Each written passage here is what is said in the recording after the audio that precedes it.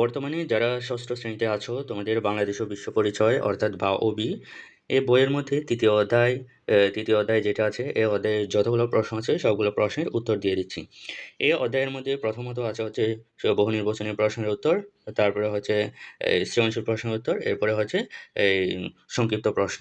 তো এই সবগুলো প্রশ্নের উত্তর তোমরা দেখতে থাকো। তো তৃতীয় অধ্যায়ের নাম হচ্ছে বাংলাদেশের সংস্কৃতি ও সমাজ। তো দেখো এখানের মধ্যে তোমরা বইয়ের 22 পৃষ্ঠার মধ্যে যাও, তোমরা 22 পৃষ্ঠার মধ্যে পাবা অনুশীলনী। এই যে অনুশীলনী, এখানে তোমাদের প্রথমে বহু নির্বাচনী প্রশ্ন দেওয়া আছে, এই প্রশ্নের উত্তরগুলো দিয়ে দিচ্ছি। দেখো 1 নম্বরে কি বলা আছে, কোনটি বস্তুগত সংস্কৃতি? তো উত্তর হবে তৈজপত্র, ঠিক আছে। তারপরে 2 নম্বরে হচ্ছে বাংলাদেশের সংস্কৃতি বৈচিত্র্যময়, কারণ হচ্ছে তোমাদের এখানে রোমান সংখ্যা 1 এর মধ্যে বলা আছে ধর্মের ভিন্নতা, 2 এ বলা আছে পেশার ভিন্নতা, 3 এর মধ্যে বলা আছে ভৌগোলিক পরিবেশ। তাহলে উত্তর হবে এই যে 1, 2, 3 তিনোটাই উত্তর হবে। তাহলে এখানে নিচের কোনটি সঠিক? এখানে রোমান সংখ্যা 1 সঠিক হবে, না 2, 3 সঠিক হবে, না 1, 2 সঠিক হবে, না 1, 2, 3 তিনোটাই সঠিক হবে? তাহলে এখানে উত্তর তিনোটাই কিন্তু সঠিক হবে। ধর্মের ভিন্নতা, পেশার ভিন্নতা, ভৌগোলিক পরিবেশ। তার মানে উত্তর হবে ঘ। এখানে তিনোটাই কিন্তু সঠিক, সেজন্য উত্তর ঘ। তারপরে এখানে দেখো তোমাদের নিচে দৃশ্যকল্প দেখে 3 ও 4 নম্বর প্রশ্নের উত্তর দাও। তাহলে এখানে দৃশ্যকল্প 1 এখানে একটা চিত্র দেওয়া আছে, আর দৃশ্যকল্প 2 এটার মধ্যে কিন্তু একটা লেখা আছে। তো দেখো তোমাদের এই 2টা জিনিস দেখে 3 ও 4 নম্বর প্রশ্নের উত্তর দিতে হবে। তো দেখো 3 নম্বরের মধ্যে কি বলা আছে, দৃশ্যকল্প 2 এর মাধ্যমে সংস্কৃতির কোন দিকটি ফুটে উঠেছে? তাহলে এটার উত্তর হবে ক, মানবতাবাদ, ঠিক আছে। তারপরে যে 4 নম্বরের মধ্যে কি বলা আছে, দৃশ্যকল্প 1 ও 2 হলো আ এখানে রোমান সংখ্যা বলে দেওয়া আছে। রোমান সংখ্যা 1 মানুষের চিন্তার বহিঃপ্রকাশ, রোমান সংখ্যা 2 একটির সাথে অপরটির সম্পর্কযুক্ত, রোমান সংখ্যা 3 উভয়ের সংস্কৃতির আ বাহ্যিক বহিঃপ্রকাশ। তাহলে নিচের কোনটি সঠিক? তাহলে এখানে দেখো সঠিক হবে তিনোটাই। মানুষের চিন্তার বহিঃপ্রকাশ, একটির সাথে অপরটির সম্পর্কযুক্ত, উভয়ের সংস্কৃতির বাহ্যিক প্রকাশ। এই 3টাই কিন্তু সঠিক হবে। সেজন্য নিচের কোনটি সঠিক? এখানে হবে উত্তর ঘ। 1, 2, 3 রোমান সংখ্যা তিনোটাই কিন্তু সঠিক হবে। তার মানে উত্তর হচ্ছে ঘ।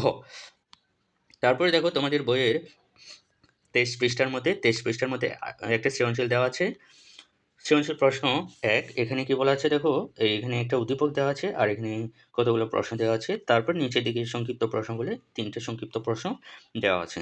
তো তোমাদের এখানে সবগুলো প্রশ্নের উত্তর আমি দিয়ে দিচ্ছি। দেখো প্রথমে কি বলা আছে, সংস্কৃতি কি? তারপরে খ তে বলা আছে কেন সংস্কৃতির বস্তুগত ও অবস্তুগত উপাদান বিচ্ছিন্ন নয়? তারপরে গ তে বলা আছে জুলেখার মাধ্যমে বাংলাদেশের কোন সংস্কৃতি ফুটে উঠেছে ব্যাখ্যা করো। তারপরে ঘ তে বলা আছে হাজিরা সংস্কৃতিতে বিশ্বায়নের প্রভাব লক্ষ্য করা যায়, মতামত দাও।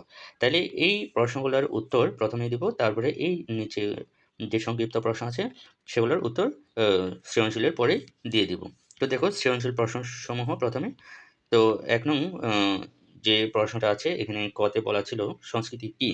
তাহলে উত্তর হবে মানুষ তার অস্তিত্ব রক্ষার জন্য মানব জীবনে কোনো উদ্দেশ্য সাধনের লক্ষ্যে যা কিছু চিন্তা ও কর্ম করে তাই সংস্কৃতি। তাইলে এটা হচ্ছে ক এর উত্তর। তারপর খ তে কি বলা ছিল? খ তে বলা ছিল হচ্ছে কেন সংস্কৃতির বস্তুগত ও অবস্তুগত উপাদান বিচ্ছিন্ন নয়? তাহলে উত্তর হবে সংস্কৃতির বস্তুগত ও অবস্তুগত উপাদান একে অপরের পরিপূরক। কারণ বস্তুগত জিনিস মানুষের জীবনধারা ও বিশ্বাসকে প্রভাবিত করে, এবং অবস্তুগত মূল্যবোধ ও রীতিনীতি বস্তুগত জিনিসপত্রের ব্যবহার নির্ধারণ করে। তাহলে এটা ছিল প্রশ্ন, সৃজনশীল প্রশ্নের খ এর উত্তর। তারপর গ তে কি বলা ছিল? গ তে বলা ছিল হচ্ছে এই যে জুলেখার মাধ্যমে বাংলাদেশের কোন সংস্কৃতি ফুটে উঠেছে ব্যাখ্যা করো। তাহলে এটার উত্তর হবে এই যে এখান থেকে এটুকু পর্যন্ত। ওকে? তো আমি সবগুলো বলতেছি না, পড়তেছি না, কারণ হচ্ছে তোমাদের সময় নষ্ট হবে সেজন্য। তো দেখো এটা গ এর উত্তর। তারপরে তোমাদের বইয়ে যে ঘ প্রশ্নের মধ্যে কি বলা ছিল? হাজারার সংস্কৃতিতে বিশ্বায়নের প্রভাব লক্ষ্য করা যায়, মতামত দাও। তাহলে এটার উত্তর দেখো, এটার উত্তর এখান থেকে এটুকু পর্যন্ত। এটা হচ্ছে সৃজনশীল প্রশ্ন ঘ এর উত্তর, অর্থাৎ 4 এর উত্তর। তারপরে দেখো তোমাদের বইয়ে যে সংক্ষিপ্ত প্রশ্ন ছিল, সংক্ষিপ্ত প্রশ্নের মধ্যে কি বলা ছিল দেখো, সংক্ষিপ্ত প্রশ্নের মধ্যে বলা আছে 1 এ প্রাচীনকালে বাংলাদেশের মানুষ ও সংস্কৃতি সম্পর্কে কিভাবে ধারণা লাভ করা যায়? 2 এ বলা আছে হচ্ছে সংস্কৃতি স্থবির বিষয় নয় কেন? তারপরে 3 এর মধ্যে বিশ্বায়নের প্রভাব শহরে বেশি কেন? তাহলে দেখো এগুলোর উত্তর দিয়ে দিচ্ছি। এই যে এগুলোর উত্তর হচ্ছে এই সংক্ষিপ্ত প্রশ্নের উত্তর। এই যে প্রশ্নের মধ্যে বলা ছিল প্রাচীনকালে বাংলাদেশের মানুষ ও সংস্কৃতি সম্পর্কে কিভাবে ধারণা লাভ করা যায়? তাহলে উত্তর দেখো প্রাচীনকালের মানুষ জীবনের অবশেষ স্থাপত্য, শিলালিপি ও প্রাচীন কলাকৌশল থেকে ধারণা পাওয়া যায়। তাইলে সংক্ষিপ্ত প্রশ্ন ২ এর মধ্যে কি বলা ছিল? সংস্কৃতি স্থবির বিষয় নয় কেন? কারণ সংস্কৃতি ক্রমাগত পরিবর্তন, উদ্ভাবন ও নতুন ভাবের সঙ্গে মিলিত আ মিলিত হয়ে বিকশিত হয়। সেজন্য এটাই হচ্ছে সংস্কৃতি স্থবির বিষয় নয়। তারপরে দেখো ৩ নম্বরে কি বলা ছিল? বিশ্বায়নের প্রভাব শহরে বেশি কেন? তাহলে দেখো এটার উত্তর হবে কারণ শহরে যোগাযোগ, সংস্কৃতি, প্রযুক্তি ও বাণিজ্য বেশি, তাই বিশ্বায়নের প্রভাব দ্রুত পৌঁছায়। তো এটা ছিল মূলত তোমাদের ৩য় অধ্যায়ের যে প্রশ্নগুলা ছিল সবগুলো প্রশ্নের উত্তর। ঠিক আছে? তো এটাই হচ্ছে আজকের ভিডিও।